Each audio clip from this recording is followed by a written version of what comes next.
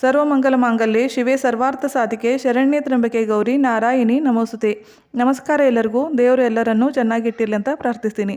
ಒಂದು ಮನೆಯಲ್ಲಿ ತಂದೆ ತಾಯಿ ಎಷ್ಟು ಮುಖ್ಯನೋ, ಒಂದು ಮನೆತನದಲ್ಲಿ ಒಂದು ಕುಲದಲ್ಲಿ ಕುಲದೇವಿ ಮತ್ತು ಕುಲದೇವರು ಅಷ್ಟೇ ಮುಖ್ಯ.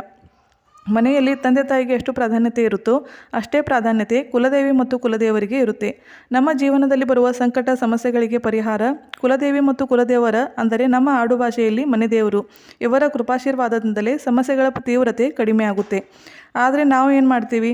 ಕುಲದ ರಕ್ಷಣೆ ಮಾಡುವ ಇವರುಗಳ ಸೇವೆಯನ್ನು ಬಿಡ್ತೀವಿ, ಅಲ್ಲಸಲ್ಲದ ದೇವರನ್ನು ಪೂಜಿಸ್ತೀವಿ. ತಂದೆ ತಾಯಿಯನ್ನು ಬಿಡೋದು, ದೊಡ್ಡಮ್ಮ ದೊಡ್ಡಪ್ಪ ಚಿಕ್ಕಪ್ಪ ಚಿಕ್ಕಪ್ಪನ ಪ್ರೀತಿಸೋ ಹಾಗೆ ನಾವು ಬೇರೆ ದೇವರುಗಳನ್ನು ಆರಾಧಿಸ್ತೀವಿ. ನಿಮ್ಮ ಯಾವುದೇ ಸಮಸ್ಯೆ ಇರಲಿ, ಕುಲದೇವಿಯರಿಗೆ ಮತ್ತು ಕುಲದೇವಿಗೆ ವಿನಂತಿ ಮಾಡಿಕೊಳ್ಳಿ. ಅವರ ಶರಣಕ್ಕೆ ಹೋಗಿ ನಿಮ್ಮ ರಕ್ಷಣೆಯನ್ನು ಅವರು ಮಾಡೇ ಮಾಡ್ತಾರೆ. ಕುಲದೇವಿ ಮತ್ತು ಕುಲದೇವರ ಆರಾಧನೆಯನ್ನು ಸೇವೆಯನ್ನು ಹೇಗೆ ಮಾಡಬೇಕು ಅಂತ ಹೇಳ್ತೀನಿ. ಈಗ ನಮ್ಮ ಕುಲದೇವಿ ಬಾದಾಮಿಯ ಬನಶಂಕರಿ ಅಮ್ಮನವರು. ಅವರ ವಾರ ಮಂಗಳವಾರ.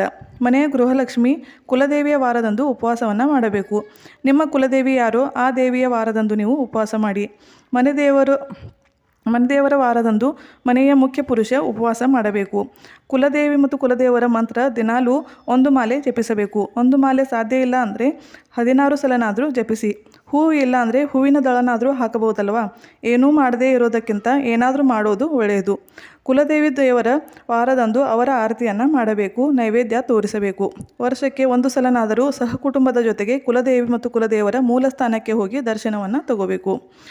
ದೇವಿಗೆ ಉಡಿ ತುಂಬಬೇಕು, ದೇವರ ಮಾನಸನ್ಮಾನವನ್ನು ಮಾಡಬೇಕು. ಈ ರೀತಿ ಕುಲದೇವಿ ಮತ್ತು ಕುಲದೇವರ ಸೇವೆಯನ್ನು ಮಾಡಿ ನೋಡಿ. ಕುಲದ ರಕ್ಷಣೆ ಮಾಡುವುದರ ಜೊತೆಗೆ ನಿಮ್ಮ ಜೀವನದಲ್ಲಿರುವ ಅಡಚಣೆಗಳನ್ನು ಸಮಸ್ಯೆಗಳನ್ನು ಕೂಡ ದೂರ ಮಾಡಿ ಕುಲದೇವಿ ಮತ್ತು ಕುಲದೇವರು ನಿಮ್ಮ ರಕ್ಷಣೆಯನ್ನು ಕೂಡ ಮಾಡ್ತಾರೆ. ಶುಭವಾಗಲಿ. ಬೈ. Take care.